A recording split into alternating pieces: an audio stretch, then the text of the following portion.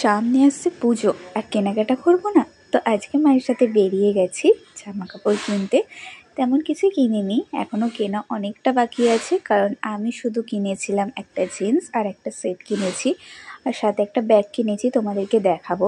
তো আমি গেছি স্প্যানিটে যাওয়ার পর আমি একটা ব্ল্যাক কালারের জিন্স নিয়েছি, কারণ হচ্ছে আমার ব্ল্যাক কালারের জিন্স নেই, সেটা আমি আর দেখাতে পারলাম না, এতটাই ভিড় না। আমার ফোন খুলে ভিডিও করবো না আমি চয়েস করবো, আমি মাথা কাজ করছে না, ব্লগ না করলে যা হয়। আর এই ব্যাগটা নিয়েছি, এই ব্যাগটার দাম 250 টাকা নিয়েছে, তোমরাও দেখতে পারো, খুব সুন্দর সুন্দর কালেকশন রয়েছে।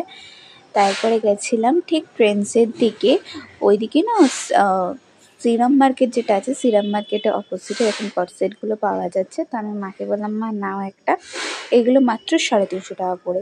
তোমরাও দেখতে পারো, অনেক রকম কালার আছে, গিয়ে দেখতে পারো। শ্রীরাম মার্কেটের একদম সামনে জায়গায় যাওয়া হয়েছে, ওগুলোর ভিডিও করা হয়নি। তারপরে এসেছিলাম শ্যামবাজারে এখানে একটু চা খেয়ে নিলাম, কারণ আমার গলা খুব ধরেছে, কারণ আমার এসিতে সমস্যা হয় প্রচুর পরিমাণে, তার জন্য একটু গরম গরম চা খেলে গলাটা ভালো লাগবে।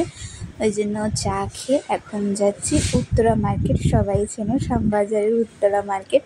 তো গেছিলাম 3 পিস দেখতে, বাট উত্তরা মার্কেটে যাওয়ার আরেকটাও কারণ হলো, উত্তরা মার্কেটের ঠিক পিছন দিকে আপনারা যাবেন, নবশিল্প বলে দোকান আছে, দেখবেন তারই অপোজিটে অল্টারের দাদাটা বসে, নাম সাগরদা।